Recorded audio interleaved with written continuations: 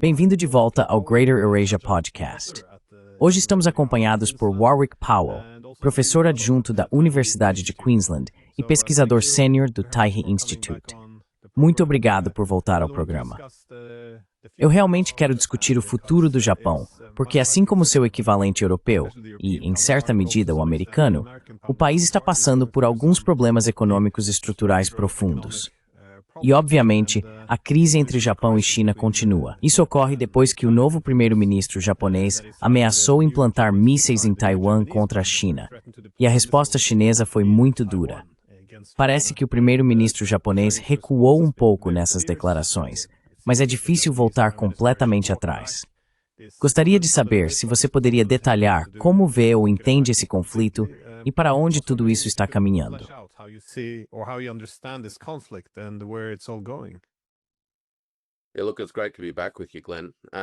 Olha, é ótimo estar de volta com você, Glenn.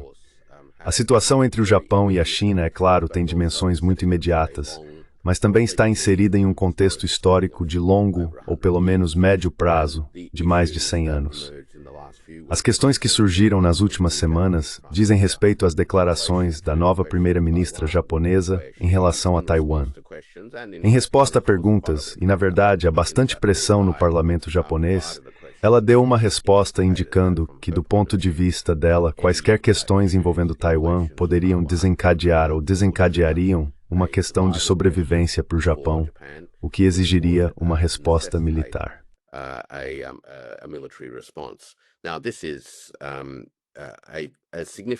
Agora, isso representa uma mudança significativa em relação ao acordo histórico estabelecido desde o fim da Segunda Guerra Mundial, quando o Japão aderiu a uma série de arranjos referentes a questões de soberania na região. Além disso, é claro, o país adotou uma constituição pacifista que limitava o grau em que o Japão, como nação, poderia reconstruir forças militares com fins agressivos ou expansionistas. Assim, as declarações despertaram uma série de preocupações. A mais imediata, é claro, relacionada à questão da intervenção japonesa em Taiwan, que é uma questão de soberania chinesa.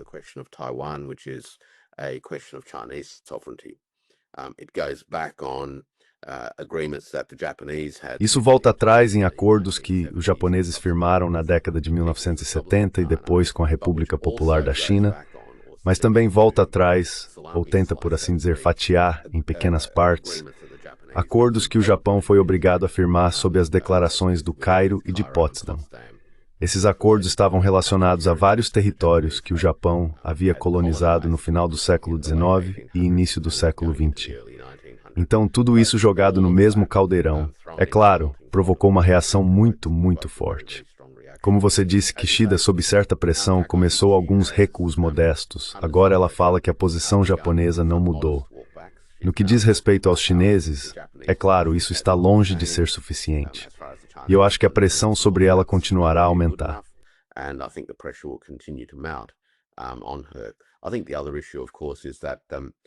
Acho que a outra questão, é claro, é que, e isso é um problema de faca de dois gumes, Glenn, os primeiros ministros japoneses hoje em dia não permanecem muito tempo no cargo. Portanto, investir demais ou se comprometer muito em resolver acordos com um deles não leva necessariamente a um arranjo de longo prazo com o país como um todo. Há muita instabilidade no Japão, em grande parte por causa de problemas econômicos internos que existem há décadas, além, eu diria, dos desafios que o Japão enfrenta a longo prazo. Isso não se limita apenas a questões demográficas, mas também à sua segurança de longo prazo em relação à segurança alimentar e energética. Todos esses fatores estão começando a criar uma pressão imensa sobre o corpo político japonês, à medida que o país busca uma forma de se desenvolver como nação em um mundo pós-Pax Americana.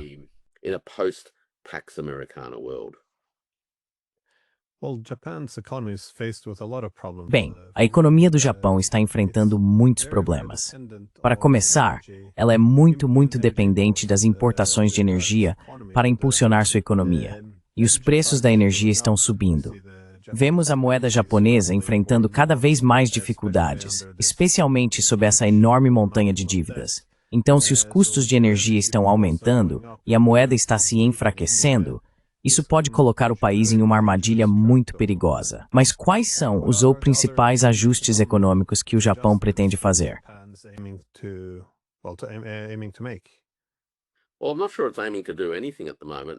Bem, não tenho certeza se há uma meta clara no momento, e isso faz parte do desafio para Takeichi. Acho que ela, na verdade, não tem uma estratégia econômica concreta. O próprio Japão tem enfrentado dificuldades há muitos anos para elaborar uma estratégia econômica pós-Acordo da Praça, que leve em conta tanto as realidades geopolíticas, o contexto em que o país entrou no Acordo da Praça, quanto seus desafios estruturais dentro da região, e natural recursos econômicos in the territórios, intermediários e intergenergia em GRE. In terms of energy, as you say.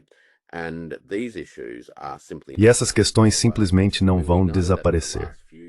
Quero dizer, sabemos que nos últimos anos, desde a invasão russa da Ucrânia no início de 2022, e tendo como pano de fundo todas aquelas sanções ocidentais e do G7 sobre o petróleo russo, os japoneses, na verdade, precisaram buscar uma autorização especial de seus colegas do G7 para continuar comprando energia russa sem sofrer todo o peso do regime de sanções. Porque, francamente, a economia japonesa não pode se dar ao luxo de perder acesso a essa energia.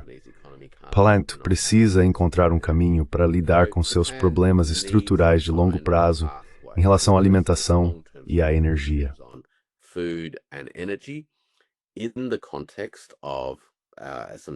No contexto de alguns desafios demográficos, trata-se de uma sociedade envelhecida, é necessário lidar com questões relacionadas à redução da força de trabalho, as demandas que uma população idosa impõe, a necessidade de automação e tecnologia e aspectos desse tipo. E, em última instância, também é preciso enfrentar um ambiente de segurança regional que continua em estado de tensão, por assim dizer, porque estamos falando do norte da Ásia, onde não apenas existe a questão Japão-China, que francamente considero ter sido amplamente estável nos últimos 50 anos, mas também há a Península Coreana inserida nesse contexto. O maior desafio de segurança para o Japão, francamente, é sua relação, ou melhor, a ausência de relação com a RPDC. Sem a intermediação da China, a RPDC representa um risco muito maior para nações não hostis do que representaria de outra forma. Portanto, essas são as questões de grande escala que, a meu ver, estão realmente pressionando o Japão neste momento. E a questão de Taiwan é um tanto uma distração em relação a essas preocupações mais amplas.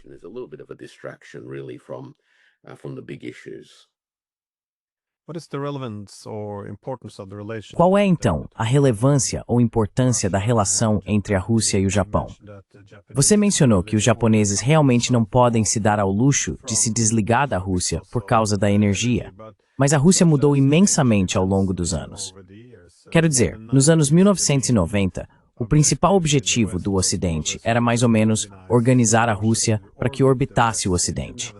Eles não deveriam ter um assento à mesa, mas deveriam pertencer ou seguir o que o Ocidente faz. Então, é claro, isso agora fracassou.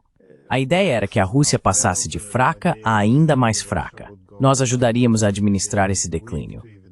Mas agora, de acordo com o Banco Mundial, a Rússia tem sido, há algum tempo, a quarta maior economia do mundo em termos de paridade de poder de compra. E não apenas a economia está crescendo, como também está se voltando para o Oriente.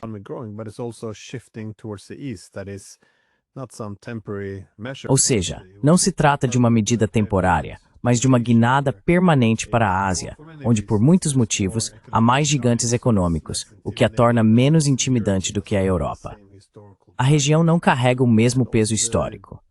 Além disso, os países asiáticos tendem a ser mais dinâmicos, estão crescendo mais e são muito mais amigáveis em relação aos russos. Por isso, eles querem se voltar para a Ásia. Agora, é uma relação interessante, porque para os russos, o relacionamento mais difícil de manter no Nordeste Asiático é com o Japão. Mas para o Japão, parece que entre todas as relações na região, a mais fácil seria com os russos, já que não é simples com a China ou a Coreia do Norte, e até mesmo com a Coreia do Sul. Em grande medida, há dificuldades.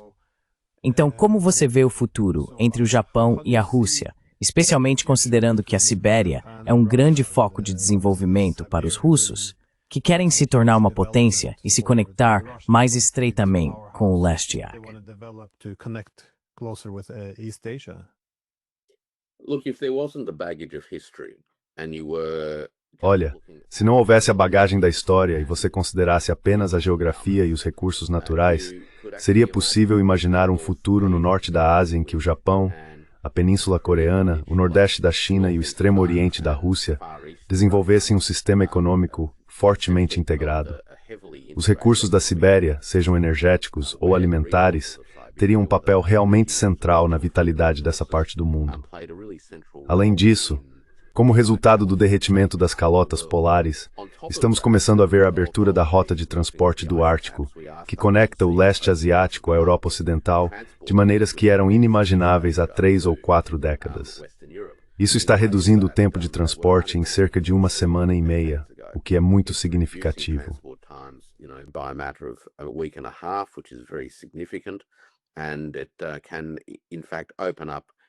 E isso pode de fato abrir novos mercados por causa da capacidade de reduzir os custos de transporte.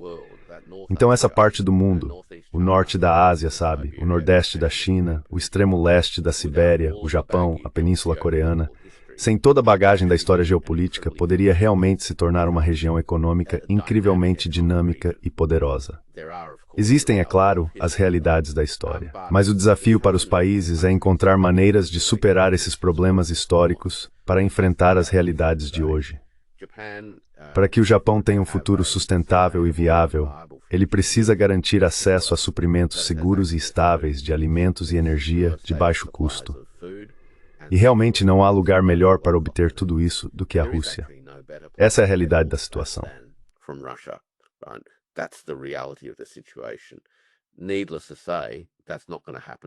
Nem é preciso dizer que isso não vai acontecer amanhã, mas acho que é algo que de certo modo vai criar uma pressão incrível, por assim dizer. É a possibilidade de dizer, veja, como você pode ignorar essa oportunidade para sempre à sua porta, especialmente quando se trata da sua própria prosperidade e sobrevivência econômica nacional. Da mesma forma com relação à alimentação. Quero dizer, antes da guerra na Ucrânia, havia, de tempos em tempos, muitas explorações de projetos entre japoneses, chineses e até algumas empresas coreanas com a Rússia, voltadas para o desenvolvimento da agricultura e dos sistemas de produção de alimentos na Sibéria. Não há razão para que esses projetos não possam ser retomados e acelerados daqui para frente. Mas precisamos que o mundo se acalme antes que qualquer uma dessas coisas aconteça. Como parte de um acordo pós-Pax Americana, esse é perfeitamente concebível.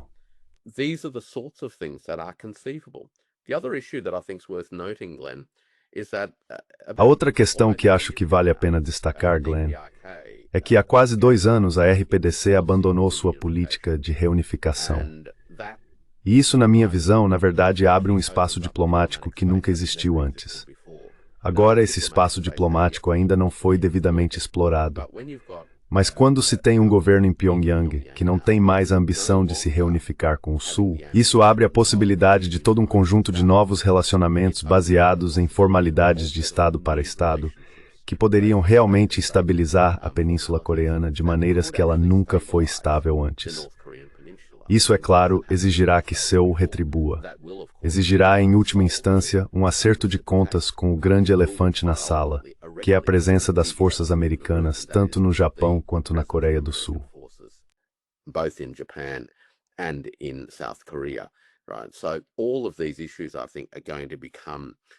Então, todas essas questões, acredito, vão se tornar temas que exigirão a atenção dos governos nos próximos 10 a 20 anos.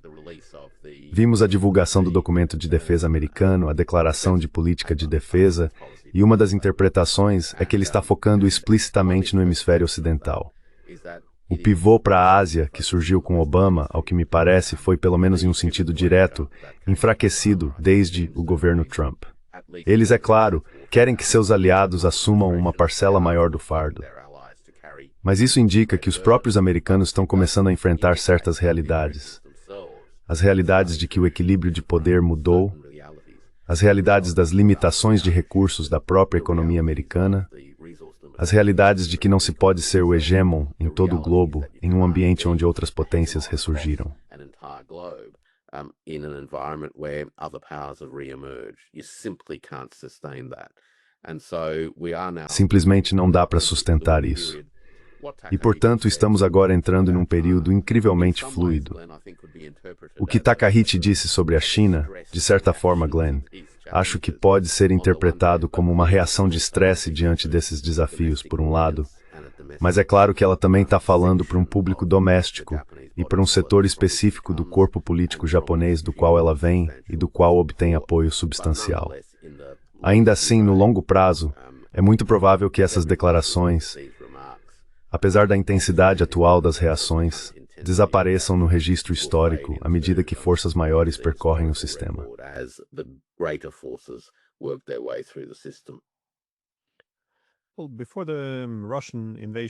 Bem, antes da invasão russa da Ucrânia, parecia haver certo reconhecimento no Japão de que era uma boa ideia se aproximar mais da Rússia.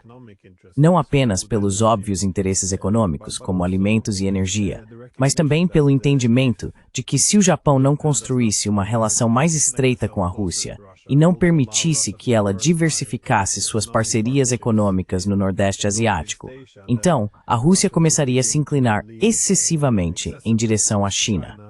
A consequência disso seria que em qualquer disputa ou tensão entre China e Japão, os russos automaticamente ficariam do lado da China. Portanto, seria melhor para o Japão trabalhar mais com a Rússia para que esta adotasse uma posição mais neutra e equilibrada na região.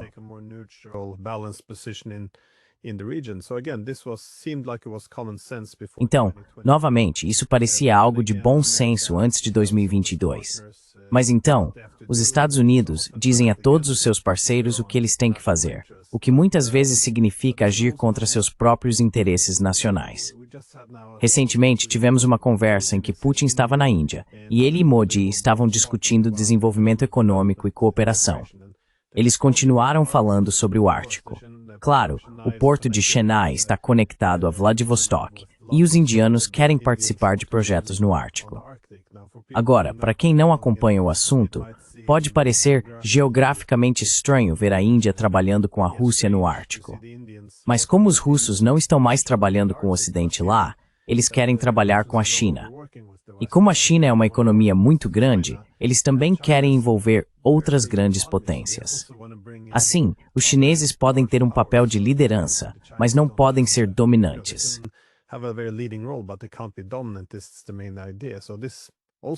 Essa é a ideia principal, e ela também se aplica ao Japão. Há até mesmo algum interesse americano em permitir que o Japão trabalhe com a Rússia. Mas os próprios americanos, mesmo há uma década, tinham muitos think tanks argumentando: por que não estamos buscando um formato em que possamos confrontar os russos na Europa? Podemos continuar essa Guerra Fria tentando enfraquecê-los. Mas na Ásia, precisamos nos engajar com eles. Porque não queremos aproximar demais chineses e russos. Então parece que há alguma margem de manobra. Como você disse, se incluirmos a Coreia do Norte na equação, é possível que isso abra mais espaço diplomático agora. Há algum movimento no Japão, em qualquer uma dessas direções, para dar a si mesmo novamente um pouco mais de margem de manobra, para realmente perseguir o que está em seu interesse nacional?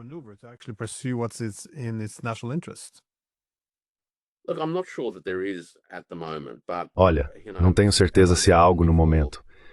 Mas como mencionei antes, os mandatos de primeiros ministros no Japão têm sido muito curtos ultimamente, o que, na minha opinião, torna muito difícil não apenas para o próprio Japão desenvolver um foco estratégico sustentado, mas também para que todos os outros mantenham uma visão consistente do país. Eles continuam trocando de primeiro-ministro o tempo todo.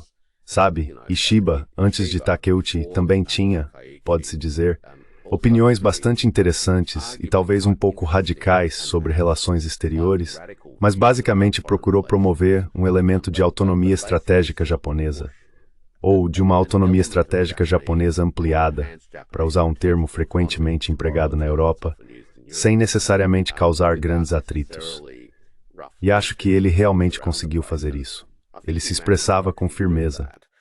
He spoke forcefully. I mean, he advocated an Asian NATO, which of course had Quer dizer, ele defendeu uma OTAN asiática que, é claro, morreu durante seu mandato, nunca foi a lugar nenhum. Mas ele pressionou os americanos em questões de extraterritorialidade. Ele os pressionou, obviamente com sucesso limitado, mas ainda assim estava disposto a colocar na mesa a ideia de que a relação entre os Estados Unidos e o Japão deveria ser reformada para se tornar uma relação entre duas nações normais. Uma relação normal que reconhecesse que, na verdade, a atual está longe de ser normal. Ele falou com firmeza, e talvez com um pouco de ousadia, mas acredito que foi sincero ao falar sobre o Japão ter suas próprias forças militares em Guam e em outros territórios americanos, também com direitos extraterritoriais, no interesse de criar uma relação normal, e assim por diante.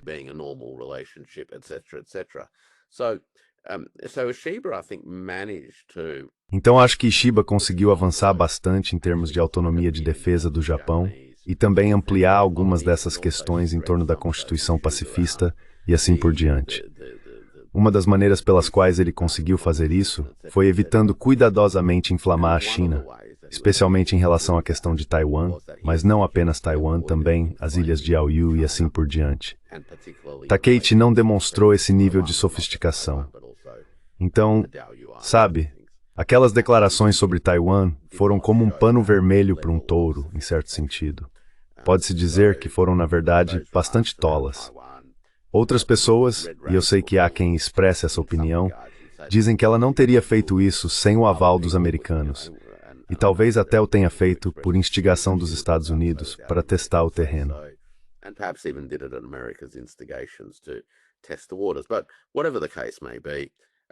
Mas seja qual for o caso, acho que ela foi longe demais nessas questões, o que gerou uma reação negativa e agora está tentando encontrar um caminho de volta sem perder muito prestígio.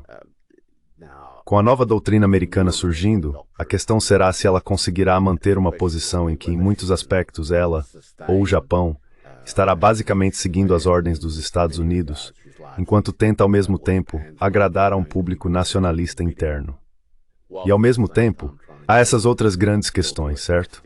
Quero dizer, no fim das contas, sempre volto às questões estratégicas mais amplas.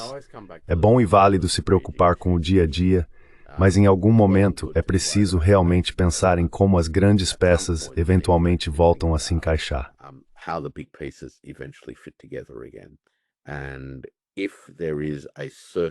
E se houver um certo grau de retração americana na região, manifestado pelos americanos pressionando seus parceiros a assumirem mais responsabilidades, o que isso faz com o equilíbrio de poder na região?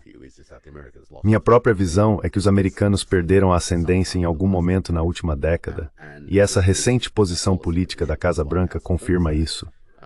Agora, isso certamente vai abalar o Japão, mas simplesmente reforça uma visão que vem se desenvolvendo no Japão e também em Seul, de que depender dos americanos para sua defesa futura provavelmente não é uma decisão sábia. Acho que as mentes mais prudentes nessas capitais já chegaram a essa conclusão. In these capitals literally have come to a view. They ask themselves the simple question, which is: eles se fazem uma pergunta simples. Qual é a probabilidade de Washington sacrificar ou colocar em risco Washington, Nova York, Boston, Los Angeles, São Francisco, Miami e todas as outras cidades entre elas, em nome da defesa de Tóquio, ou Seul, ou Taipei, ou Manila nesse caso? Não acho que alguém sério em qualquer uma dessas capitais acredite que os americanos fariam isso. Portanto, em um sentido prático, não há realmente nenhuma ambiguidade. Os americanos não estarão lá. Eles podem pressionar outros e liderar por trás, mas certamente não estão na linha de frente.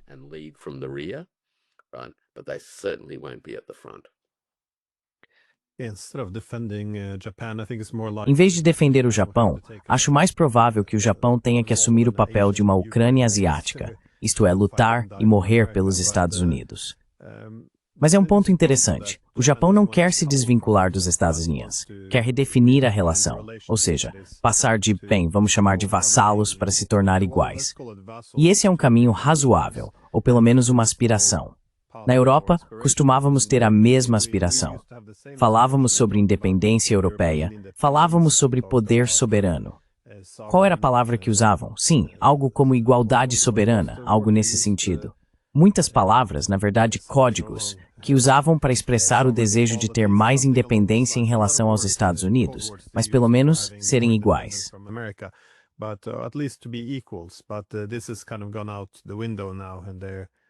Mas isso meio que foi por água abaixo agora. A principal esperança, é claro, é apenas manter os americanos aqui, e então ficaremos felizes sendo vassalos, ao que parece. Mas sim, independentemente de como os japoneses queiram redefinir sua relação com os Estados Unidos, como você mencionou, a posição dos Estados Unidos na Ásia está diminuindo. Ou seja, os Estados talvez tenham que reduzir sua presença. Terão muito menos poder econômico, pelo menos poder relativo, já que há a ascensão da China e de outros.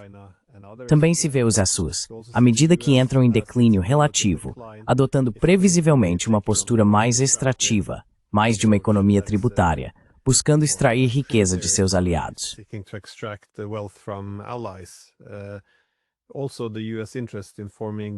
Além disso, o interesse dos Estados Unidos em formar blocos geoeconômicos, ou seja, fazer com que seus aliados se isolem de importantes centros de poder como a China e se comprometam exclusivamente com os Estados Unidos, muitas vezes deixa os países em uma posição de menor prosperidade e menor autonomia política.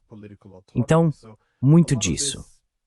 O que todos consideram como a parceria com os Estados Unidos, e em grande medida a subordinação desde a Segunda Guerra Mundial até agora, sob a qual muitos de seus parceiros conseguiram prosperar, desta vez parece estar chegando ao fim. Portanto, se o Japão reconhece que o mundo está mudando independentemente do que ele queira, não seria o principal passo a tomar o de se aproximar da China, não para se juntar a algum bloco liderado pelos chineses, mas simplesmente para diversificar seus laços econômicos?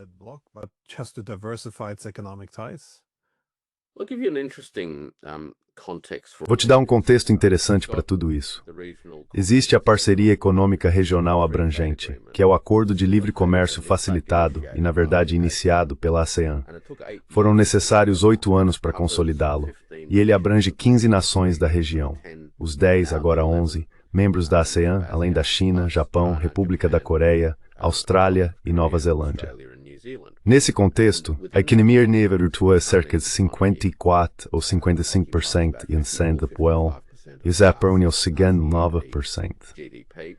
Japan's the second largest at 19%. Japan is a very significant player in the region. O Japão é um ator muito importante na região e tem uma série de interesses econômicos ligados à China, não apenas em termos de investimento australiano, mas também com a República da Coreia e a própria China. Como você deve se lembrar, após a crise financeira asiática, eles criaram uma série de instituições com acordos de swap cambial projetados para proteger seus respectivos sistemas financeiros de futuras crises de liquidez. Essas instituições são, na verdade, bastante significativas no contexto dos países em desenvolvimento da Ásia como um todo, porque os swaps cambiais entre essas três nações funcionam como o lastro do sistema financeiro em toda a Ásia. The financial system right across Asia. So Japan is deeply embedded economically. Então o Japão está profundamente inserido, economicamente falando, na Ásia e, é claro, está profundamente entrelaçado com a economia chinesa. Possui muitas empresas na China que estão lá há mais de 20 anos, gerando receitas significativas e empregando muitos japoneses no Japão, assim como alguns na China, mas certamente criando muito valor para os acionistas. Essas relações não são facilmente desfeitas sem perdas significativas em cadeia. Agora, a experiência europeia, que você tem acompanhado de forma incrível nos últimos 3 anos, é realmente reveladora. É algo que as pessoas em toda a Ásia realmente precisam observar de perto. People across Asia really need to take a close look at. Not for all of the so-called lessons that so many people talk. Não é por causa de todas as chamadas lições de que tantas pessoas falam. Tipo, fulano vai invadir tal país se não fizermos isso, ou fulano vai fazer aquilo se não fizermos aquilo outro. A questão é realmente entender de que forma os interesses econômicos correm o risco de ser prejudicados se você deixar que outros fatores dominem o seu corpo político. Na verdade, é preciso se esforçar mais para organizar suas relações de segurança e diplomacia, de modo a não colocar em risco suas relações econômicas. A ideia de que um gasoduto poderia ser destruído por um país aliado é um bom exemplo disso. Os países da Ásia precisam realmente entender que devem trabalhar muito para consolidar suas relações econômicas como base para a estabilidade e a paz regionais. Essa é a verdadeira lição fundamental.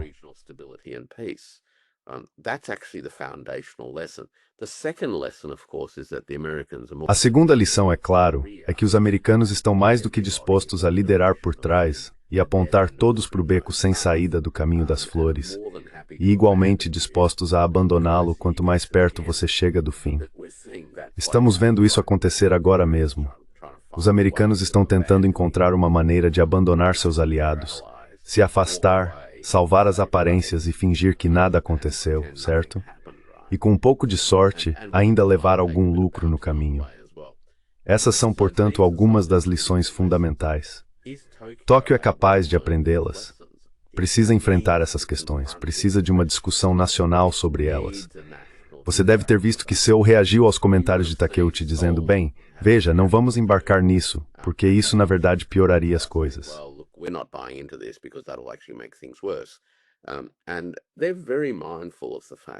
E eles estão muito conscientes do fato de que Tóquio inflamar as tensões dentro da Ásia, considerando o que aconteceu na Europa, é algo incrivelmente contraproducente para todos os seus interesses nacionais.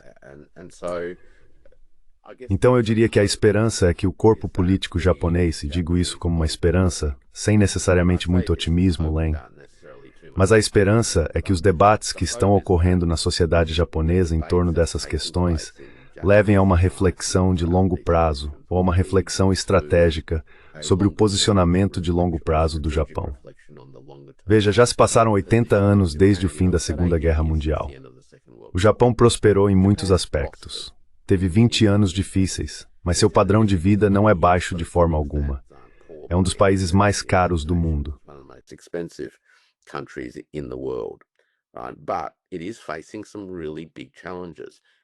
Mas está enfrentando desafios realmente grandes, e não pode resolvê-los sem estabelecer um conjunto estável e seguro de acordos dentro de sua região, certo?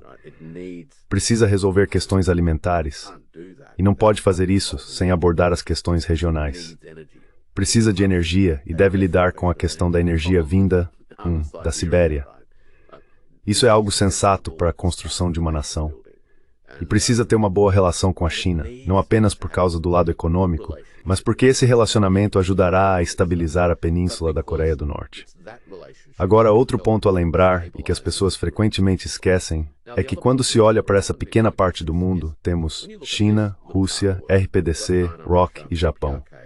Há 3 potências nucleares entre eles. There are 3 nuclear powers amongst them. Right? And then the 2 that aren't are dependent. E então os 2 que não são dependem dos americanos. E é por isso que fiz a pergunta antes. Os americanos realmente vão fornecer um escudo nuclear? Não vão. Eles não vão chegar nem perto de fazer nada disso. Assim, a RPDC e a Rússia têm uma relação de defesa estratégica. A RPDC e a China têm um acordo de defesa mútua desde a década de 1950. Essas coisas existem há muito, muito tempo. O Japão e a República da Coreia, embora historicamente sediem bases americanas, têm sido o contrapeso. Mas se os americanos estão começando a parecer um pouco questionáveis, com sua confiabilidade sendo profundamente colocada em dúvida, e de fato está, então os japoneses e os coreanos vão precisar encontrar um caminho para resolver essas dinâmicas de forma independente.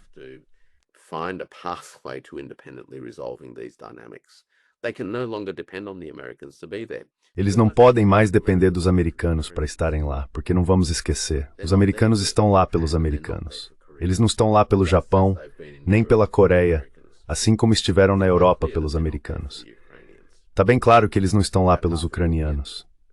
Tivemos 500 mil de ucranianos ou mais morrendo em nome da Guerra da América. Eles não estão lá pelos ucranianos nem por ninguém mais. Estão lá pela América. Eu entendo isso.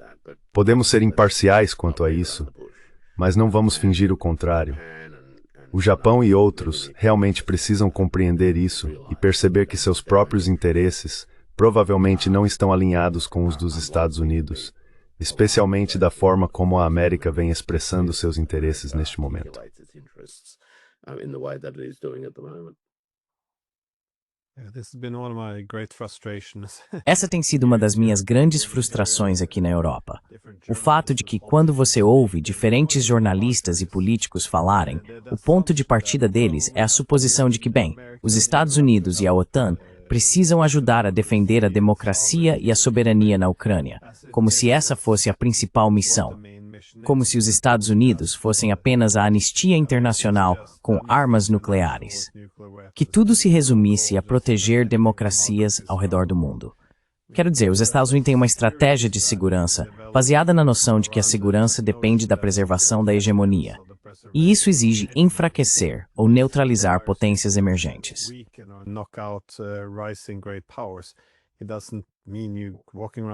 Isso não significa que você esteja por aí defendendo a democracia. E isso é um pouco assustador, porque ouço nossos próprios líderes políticos falarem nessa linguagem de que, bem, os Estados Unidos são nossos amigos, então podemos terceirizar nossa segurança e lhes conceder algumas bases militares. E o amigo parte do pressuposto de que nossos interesses são completamente coincidentes. Acho que neste mundo multipolar, em que os interesses divergem cada vez mais, será uma lição muito difícil no futuro. A de que não, nossos interesses nem sempre são os mesmos. E deveria ser senso comum que os americanos devem e vão colocar seus próprios interesses à frente dos nossos.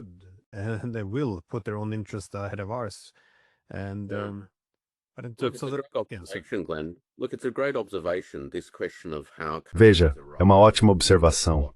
Essa questão de como os países chegam a uma visão sobre quais são seus interesses.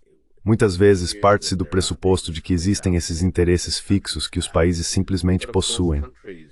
Mas é claro, os países passam por processos de deliberação sobre o que realmente constitui seus interesses. E a frustração surge quando uma determinada visão do interesse nacional entra em conflito com visões alternativas. Especialmente quando essa segunda visão subordina o energy aos interesses de uma nação.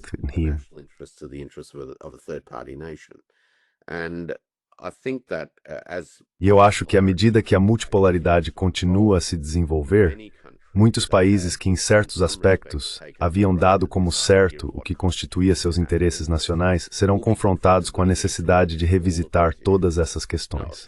Veja, a Austrália é outro exemplo disso, onde, como uma nação subimperial durante boa parte de, bem, muitas e muitas décadas, possivelmente desde os dias de sua fundação, a classe política australiana automaticamente enxergou os interesses da Austrália como estando 100% alinhados com os interesses de seu protetor colonial ou de seu grande protetor do outro lado do Pacífico.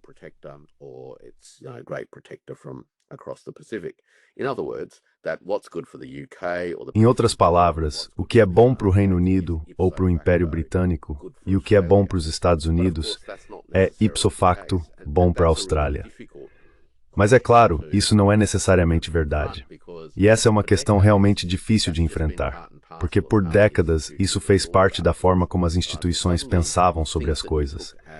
De repente, verdades que você considerava absolutas estão sendo arrancadas, e isso é muito desestabilizador, porque são as pedras fundamentais sobre as quais todo o resto foi construído. E ainda assim, agora você percebe que essas pedras fundamentais são frágeis. E não é necessariamente você quem as está removendo. É o parceiro em quem você investiu tanto que literalmente não está mais lá.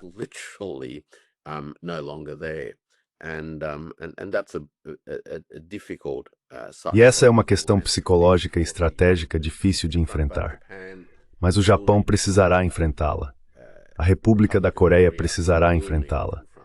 As pessoas na ilha de Taiwan estão, na verdade, enfrentando essa questão agora. Tivemos a eleição de uma nova presidente do KMT, que está falando de forma muito direta sobre a necessidade de uma distensão entre os dois lados do estreito e sobre o reconhecimento de que Taiwan faz parte do mundo chinês. Isso não fazia parte do debate há uma década, e, no entanto, em parte devido às perturbações vindas de Washington, e em parte como reflexo do que está acontecendo na Europa, a realidade do surgimento da China como uma potência tanto econômica quanto militar. China's emergence as an economic and as a military power. I mean, that display in Beijing, Quer dizer, Aquela demonstração em Pequim, sabe, há uns 2 meses, qualquer pessoa séria teria prestado atenção. E agora essas questões estão sendo enfrentadas. Pessoas que antes eram fervorosas defensoras da independência estão começando a repensar, porque sabem que isso não vai acontecer. Já não é mais realidade, ninguém vai ajudá-los, e eles precisam encarar o mundo como ele é. Precisam lidar com o mundo como ele é. Preservar o que valorizam e em que acreditam na medida do possível, e no fim das contas, adotar políticas que promovam prosperidade e estabilidade, e em última instância, a vida, em vez de políticas que levem à morte e à destruição.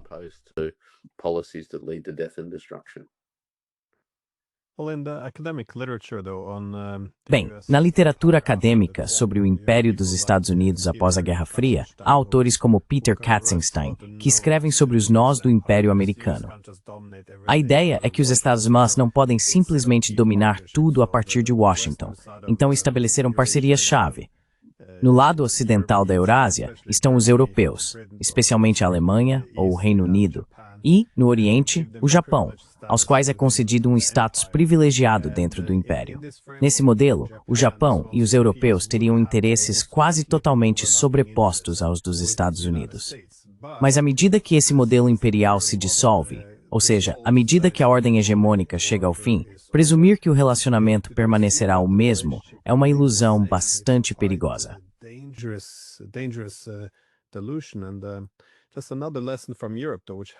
E apenas mais uma lição da Europa, que talvez possa ajudar o Japão, é que quando as tensões aumentam, a dependência do provedor de segurança, os Estados Unidos, também aumenta.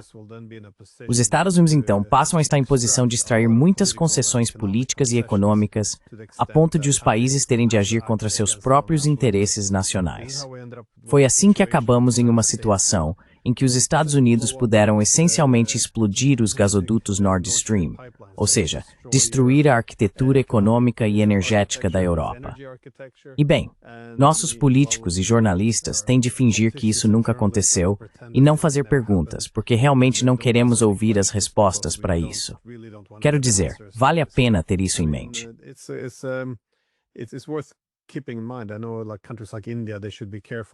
Eu sei que países como a Índia devem ter cuidado, porque se houver tensão demais com a China, eles acabarão sendo capturados pelos americanos também.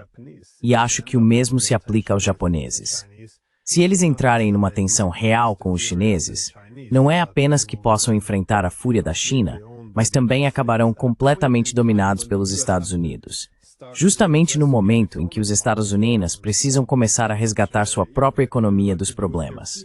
Sabe, eles podem fazer o que gostam de fazer com os europeus. Quando destruíram nossa arquitetura econômica, nossa arquitetura energética, e as indústrias deixaram de funcionar, eles vêm ao continente e oferecem subsídios para se mudarem para os Estados Unidos.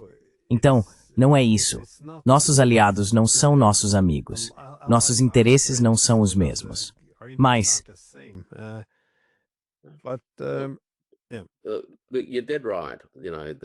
você está absolutamente certo. Arrumar brigas na sua região ou provocar confusão, na verdade, o deixa mais vulnerável em todos os fronts. No caso do Japão, isso obviamente abre um fronte com a China. A China não está satisfeita. Eles tomaram certas medidas que terão algumas repercussões econômicas de curto prazo. Então esse é um ponto.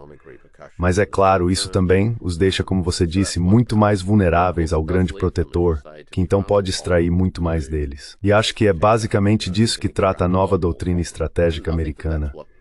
Dizer, veja, vocês vão ter que pagar a sua parte.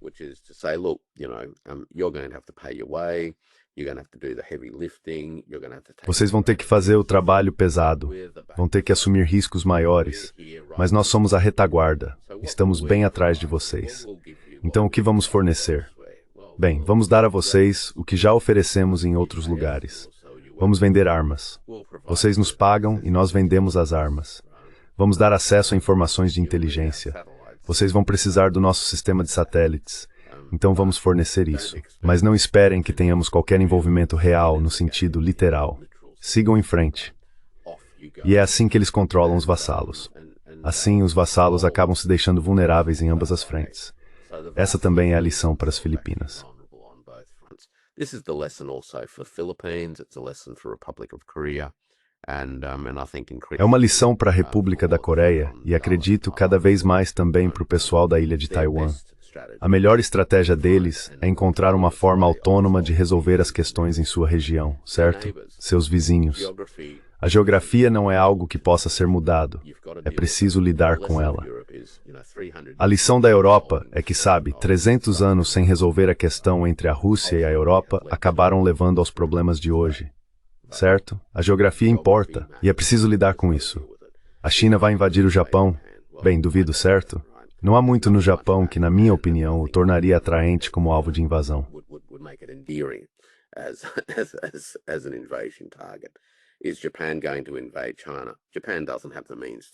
O Japão vai invadir a China. O Japão não tem meios para isso, mesmo que quisesse. Claro, já fez isso 3 vezes nos últimos 100 anos ou algo assim, mas agora não tem mais condições. A China vai invadir as Filipinas? Não. Por que faria isso? Não tem ambições nesse sentido. Sim. Há disputa sobre partes do Mar do Sul da China, e isso, é claro, deve se resolver com o tempo, eu imagino. Não será rápido, aliás. Mas a China não precisa reagir de forma exagerada a essas questões, porque a verdade é que ela é a maior potência da região. Poderia impor sua vontade, como os americanos fizeram historicamente, mas isso é bastante contraproducente. Então, de certo modo, o maior jogador também precisa ser o mais paciente.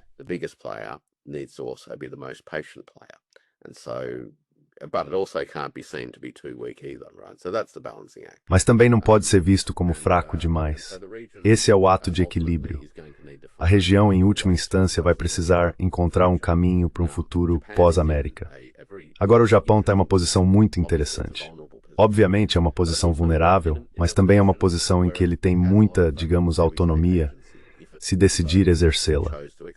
Isso porque sua economia dentro da região é um ator importante. O país tem muita tecnologia.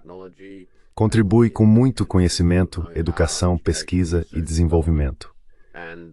E realmente precisa, acredito, pensar de forma muito mais estratégica sobre essa configuração do norte da Ásia, de um modo que lhe ofereça um caminho adiante. Ele não pode depender dos Estados Unidos para sempre, porque os Estados Unidos não têm capacidade de sustentá-lo de qualquer forma.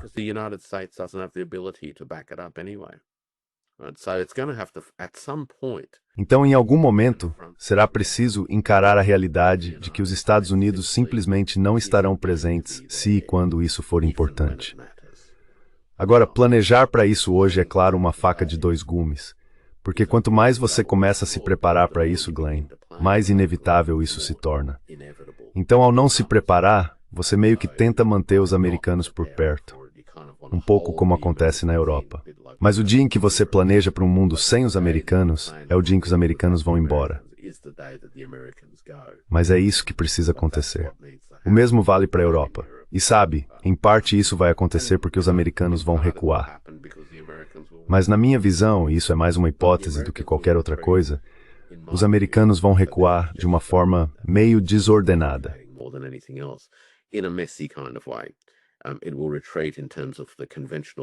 Ela vai recuar em termos de presença militar convencional, mas vai deixar para trás suas capacidades de perturbação cinzentas em todas essas partes do mundo, porque ainda é do interesse dos Estados Unidos, pelo menos na forma como Washington enxerga o mundo, perturbar e enfraquecer todos os outros. Se não puder fazer isso com forças explícitas em solo, fará por meio de canais cinzentos. Então veremos mais operações de mudança de regime, mais tentativas de desestabilizar países por meio de informação e coisas desse tipo. É isso que veremos nos próximos 10 anos, à medida que o império se desenrola, porque o império não vai simplesmente arrumar as malas e desaparecer em silêncio. Oh, that's a great point. Well, I suspect that the Americans won't. Esse é um ótimo ponto. Bem, eu suspeito que os americanos não ficaram descontentes quando o primeiro-ministro japonês fez aquelas declarações e alimentou esse conflito.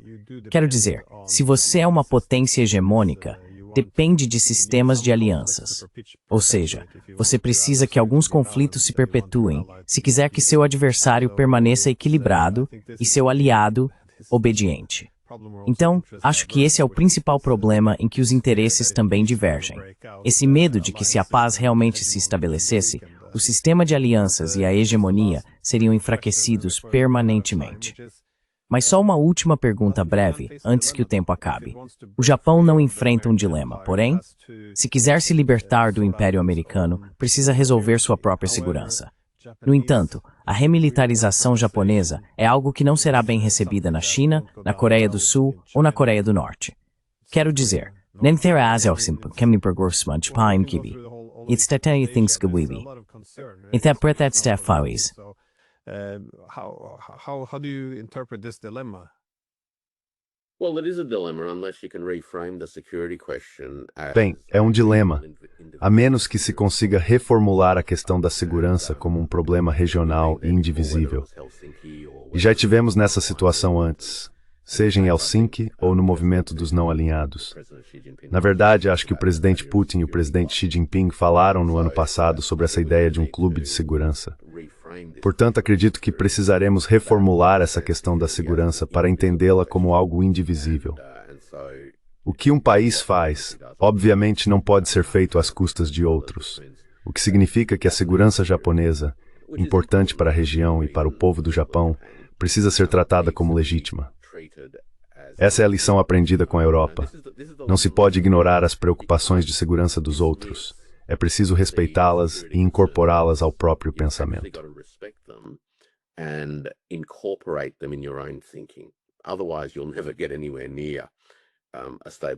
Caso contrário, você nunca chegará perto de uma arquitetura de segurança estável.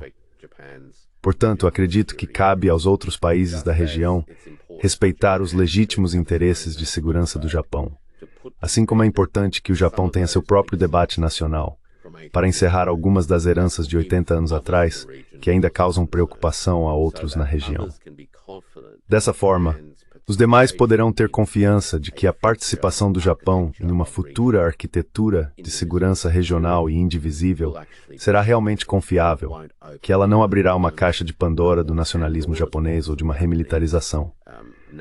Portanto, há elementos que o Japão, acredito, precisará enfrentar para lidar de forma eficaz com as preocupações da região. E os países ao redor também precisam, é claro, estar abertos a discussões francas sobre as preocupações de segurança do Japão.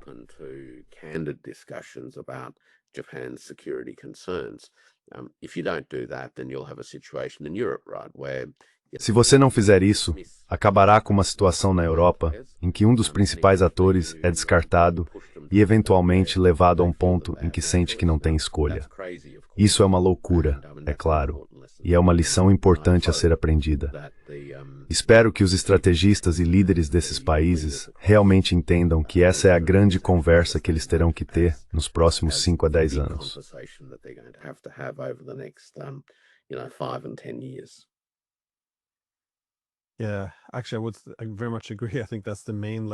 Sim, na verdade, eu concordo plenamente. Acho que essa é a principal lição que a Ásia deve aprender com a Europa. Ou seja, evitar esse modelo de segurança de soma zero, em que a segurança depende de hegemonia, política de blocos ou de uma confiança excessiva na dissuasão. Em vez disso, adotar a segurança indivisível, isto é, uma arquitetura de segurança inclusiva. Quero dizer, isso costumava ser algo de bom senso. E bem, só para concluir, acho que em 2023 o foco estava no seu país, e na Austrália, no ex-primeiro-ministro Paul Keating. Ele disse que a Ásia precisava de uma instituição de segurança como a OTAN, tanto quanto precisava de uma praga, que isso seria a pior coisa que poderia acontecer, o tipo de coisa que arruinaria a Europa. Então, por todos os meios, busquem outras soluções. Acho que isso também se aplica muito ao Japão. Enfim, obrigado por dedicar todo esse tempo. Acho que haverá mais atenção voltada para todas as grandes transformações que estão acontecendo na Ásia. Há muitas oportunidades surgindo, mas também muitas ameaças se continuarmos cometendo esses erros. Sim, de fato. Muito obrigado por me receber novamente, Glenn Diessen.